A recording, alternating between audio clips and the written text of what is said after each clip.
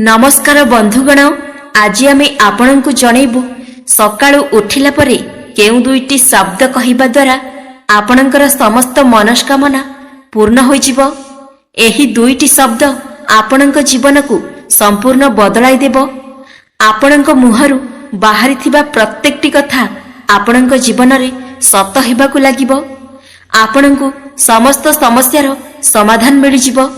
एवं एहा सहित एही वीडियो रे आमे आज आपणंकु कहिबाकु चाहुचु सकाळु उठी केउ सब भूल करिबा द्वारा आपणंकर दरिद्रतार कारण बनि थाए।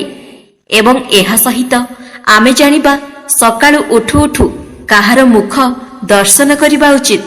एसबु विषय रे जानिबा पई वीडियोटी को स्किप न करी शेष पर्यंत निश्चय देखंतु एवं कमेंट बॉक्स रे जय मां लक्ष्मी अवश्य लिखि दियंतु। तेबे बंधुगण, अनेक लोक मानकर अभियोग रही थाए सेमानक गृह रे सब किछि ओलटा हेबाकु लागुछि। जेमिति कि कोनोसी कार्य अटकी जाउछि, कोनोसी भी कार्य सेमानकर इच्छा अनुसार हेउ नाही। गृह परिवेश मध्य नकारात्मक होई जाउछि। निज घरे रहिबाकु मध्य अणनिश्वासी लागुछि। कोनोसी कार्य रे आपणंकर मन लागु नाही। मनकु अज्ञात भय आसुछि। नकारात्मक चिंताधारा आसुछि। दिनसारा चिंता लागी रहुछि। ताहा आपणंक परिवार लोकंकु नेई किंबा आर्थिक समस्या को नेई जदि आपण एसबु चिंतारु मुक्ति पाइबा पई चाहुछंती तेबे प्रतिदिन सकाळु उठी आपणंकु दुईटी शब्द कहिबा उचित। बंधुगण, महादेव अति सहजरे प्रसन्न होई जांती। अल्प पूजा पाठ एवं जल अर्पण द्वारा से अति शीघ्र ही काहा उपरे भी प्रसन्न होई जाई थांती एवं निजर भक्तर मनवांछा मध्य पूर्ण करि थांती। मात्र आज मु आपणंकु एही दुईटी शब्द कहिबाकु जाउछि, जेउ शब्द को आपण सकाळे कहिबा द्वारा आपणंकर समस्त मनस्कामना पूर्ण होई परिबो। भगवान शिव शंकर आपणंक उपरे प्रसन्न हेबे। बिना पूजा पाठरे मध्य आपणंकु एते लाभ प्राप्त हेबो जे जाहार कल्पना मध्य आपण करि परिबे नाही। तेबे बंधुगण, प्रभु शिव एवं माता गौरी सर्वदा निज भक्त मानंक उपरे कृपा दृष्टि पकाई थांती। सर्वदा सेमानंकु आशीर्वाद प्रदान करि थांती। जदि एही दुई जनक मध्यरु जनकु प्रसन्न करिबे आपणंकर सब मनस्कामना पूर्ण हेबो। जदि आपण विद्यार्थी अटंती किंबा छोट पिला अटंती तेबे मध्य आपण एही उपाय को निश्चय करि परिबे। एही उपाय को समस्ते आपणाई परिबे। छोट पिला माने एही उपाय करिबा द्वारा सेमानंकर मानसिक विकास होई थाए एवं परीक्षा रे सेमानंकु सफलता प्राप्त होई थाए। गृहर नारी माने मध्य एही उपाय को पालन करिबा उचित। एही उपाय को पालन करिबा पई आपणंकु स्नान करिबार मध्य कोनोसी आवश्यकता नाही। आपणंकु आवश्यक अछि तो केवल सकाळु उठी एही दुईटी शब्द कहिबार अछि। जदि कोनोसी नारी बा नवविवाहित महिला एही उपाय को पालन करंती तेबे तांकु सुसंतानर प्राप्ति होई थाए।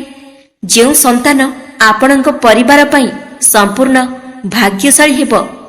आपणंक परिवार पई गौरवर कारण हेबो एवं आपणंकर वैवाहिक जीवन मध्य सुखमय हेबो।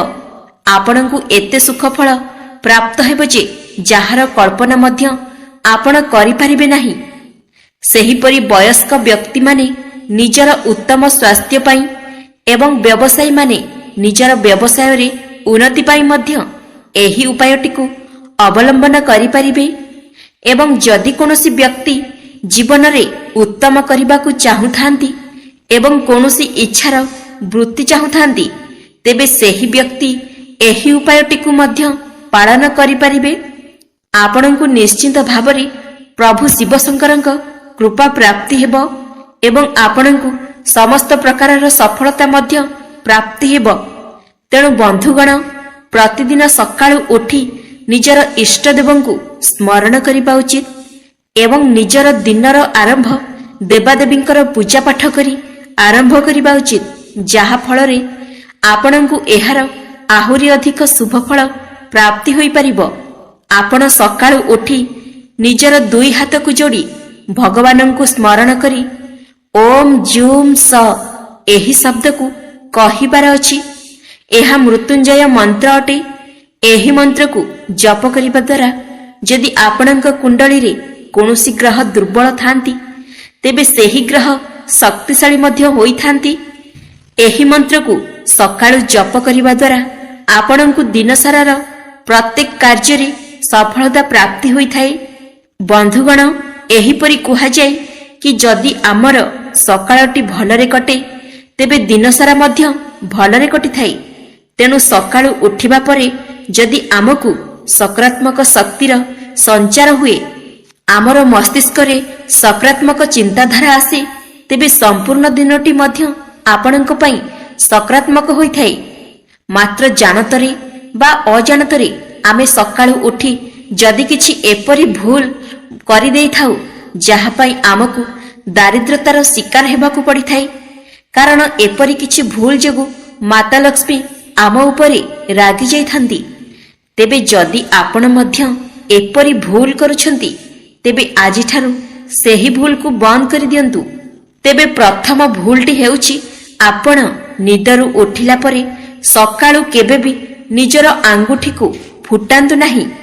ଏହା ଅତ୍ୟନ୍ତ ଅଶୁଭ ହୋଇଥାଏ ଏବଂ ଏପରି ମାନାଯାଏ ଯେ ଯେଉଁ ବ୍ୟକ୍ତିମାନେ ନିଜର ଆଙ୍ଗୁଠି ଫୁଟାଇଥାନ୍ତି ସେମାନଙ୍କର ଭାଗ୍ୟ ମଧ୍ୟ ଫୁଟି ଯାଇଥାଏ। ଆଙ୍ଗୁଠି ଫୁଟାଇବା ବେଳେ ଯେଉଁ ଶବ୍ଦ ବାହାରିଥାଏ ତାହା ଆପଣଙ୍କ ଜୀବନରେ କଷ୍ଟ ଆଣିବାରେ ସହାୟକ ହୋଇଥାଏ। ସେଥିପାଇଁ କଦାପି ଏପରି ଭୁଲ କରନ୍ତୁ ନାହିଁ। ଦ୍ୱିତୀୟରେ, କିଛି ବ୍ୟକ୍ତିମାନେ ସକାଳୁ ଉଠି ଆଇନାରେ ନିଜ ଚେହେରା ଦେଖିଥାନ୍ତି, ମାତ୍ର ଏହା ଅତ୍ୟନ୍ତ ଅଶୁଭ ହୋଇଥାଏ। ସକାଳୁ ଉଠି କେବେ ବି ନିଜର ମୁହଁ ଦେଖିବା ଉଚିତ ନୁହେଁ। ବାସ୍ତୁଶାସ୍ତ୍ର ଅନୁସାରେ ମାନାଯାଏ ଯେ ସକାଳୁ ଆମେ ଯେତେବେଳେ ନିଦରୁ ଉଠିଥାଉ ସେତେବେଳେ ଆମ ଶରୀର ଉପରେ ନକାରାତ୍ମକ ଶକ୍ତିର ପ୍ରଭାବ ରହିଥାଏ, ଯାହାର ସବୁଠାରୁ ଅଧିକ ପ୍ରଭାବ ଆମର ମୁହଁ ଉପରେ ରହିଥାଏ। ସେଥିପାଇଁ ଆମେ ଯେତେବେଳେ ସକାଳୁ ଉଠି ଦର୍ପଣ ଦେଖିଥାଉ ସେତେବେଳେ ସେହି ନକାରାତ୍ମକ ଶକ୍ତି ଆମର ଆଖି ବାଟ ଦେଇ ପୁଣି ଥରେ ଆମ ଶରୀରକୁ ପ୍ରବେଶ କରିଥାଏ।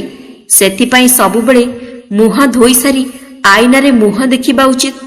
ତାହା ପୂର୍ବରୁ ଆଇନାରେ ମୁହଁ ଦେଖିବା ଅନୁଚିତ ଅଟେ।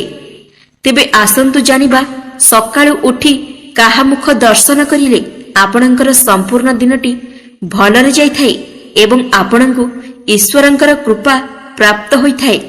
ପ୍ରଥମେ ଆପଣ ଯଦି ସକାଳୁ ଉଠି ନିଜର ଇଷ୍ଟ ଦେବତାଙ୍କର ହସ ହସ ମୁଖ ଦର୍ଶନ କରନ୍ତି ତେବେ ଏହା ଅତ୍ୟନ୍ତ ଶୁଭ ହୋଇଥାଏ। ତେବେ ବନ୍ଧୁଗଣ, ସକାଳୁ ଉଠିବା ପରେ ସମସ୍ତ ବ୍ୟକ୍ତିମାନଙ୍କ ମଧ୍ୟରୁ ଅଲଗା ଅଲଗା ଭାବ ସୃଷ୍ଟି ହୋଇଥାଏ। ସେଥିପାଇଁ ଯଦି ଆମେ ଅନ୍ୟ କାହାର ମୁଖ ଦେଖିଥାଉ ତେବେ ସେହି ବ୍ୟକ୍ତିଙ୍କ ମଧ୍ୟରେ ଯେଉଁ ଭାବ ଥାଏ ତାହାର ନକାରାତ୍ମକ ପ୍ରଭାବ ଆମ ଉପରେ ପଡ଼ିଥାଏ। ତେଣୁ ଏସବୁ ନକାରାତ୍ମକ ପ୍ରଭାବରୁ ବଞ୍ଚିବା ପାଇଁ ସକାଳୁ ଉଠିବା କ୍ଷଣି ନିଜର ଇଷ୍ଟଦେବଙ୍କୁ ଦର୍ଶନ କରିବା ଉଚିତ। ଏହା ବ୍ୟତୀତ ଆପଣ ସକାଳୁ ଉଠି ନିଜର ପିତାମାତାଙ୍କୁ ମଧ୍ୟ ଦର୍ଶନ କରିପାରିବେ, କାରଣ ଏହି ଧରିତ୍ରୀରେ ପିତାମାତା ହିଁ ସାକ୍ଷାତ ଈଶ୍ୱର ଅଟନ୍ତି। ଆଉ ଗୋଟେ କଥା ହେଉଛି, ଆପଣ ସକାଳୁ ଉଠିବା କ୍ଷଣି ନିଜ ପାପୁଲିକୁ ଦର୍ଶନ କରନ୍ତୁ ଏବଂ କୁହନ୍ତୁ, କରାଗ୍ରେ ବସତି ଲକ୍ଷ୍ମୀ, କର ମଧ୍ୟେ ସରସ୍ୱତୀ, କରମୂଳେ ତୁ ଗୋବିନ୍ଦ, ପ୍ରଭାତେ କର ଦର୍ଶନମ୍। ଏହି ମନ୍ତ୍ରକୁ ଉଚ୍ଚାରଣ କରିବା ଉଚିତ। ଏହାପରେ ହାତର ପାପୁଲିରେ ମୁହଁକୁ ଆଉଁସି ଆଣନ୍ତୁ ଏବଂ ନିଜର ଇଷ୍ଟଦେବଙ୍କୁ ପ୍ରଣାମ କରି ଶଯ୍ୟା ତ୍ୟାଗ କରନ୍ତୁ। ଏପରି କରିବା ଦ୍ୱାରା ଆପଣଙ୍କୁ ଈଶ୍ୱରଙ୍କର ଆଶୀର୍ବାଦ ପ୍ରାପ୍ତ ହେବ ଏବଂ ଆପଣଙ୍କର ସେହି ଦିନ ସାରା ଶୁଭ ହୋଇଥାଏ। ଗୋଟିଏ ଗୁରୁତ୍ୱପୂର୍ଣ୍ଣ କଥା ହେଉଛି, ଯଦି ସକାଳେ ଆପଣ ଭଗବାନଙ୍କର ଘଣ୍ଟି କିମ୍ବା ଶଙ୍ଖର ଧ୍ୱନି ସହିତ କୌଣସି ସୁମଧୁର ଧ୍ୱନି ଆପଣଙ୍କୁ ଶୁଣାଯାଏ, ଏହା ଆପଣଙ୍କ ପାଇଁ ଅତ୍ୟନ୍ତ ଶୁଭ ହୋଇଥାଏ। ଏହାର ସିଧାସଳଖ ଅର୍ଥ ଏହା ହୋଇଥାଏ ଯେ ଆପଣଙ୍କ ଜୀବନରେ ସମସ୍ତ ନକାରାତ୍ମକ ଉର୍ଜା ଓ କଷ୍ଟକୁ ଭଗବାନ ହରଣ କରିଦେଇଛନ୍ତି।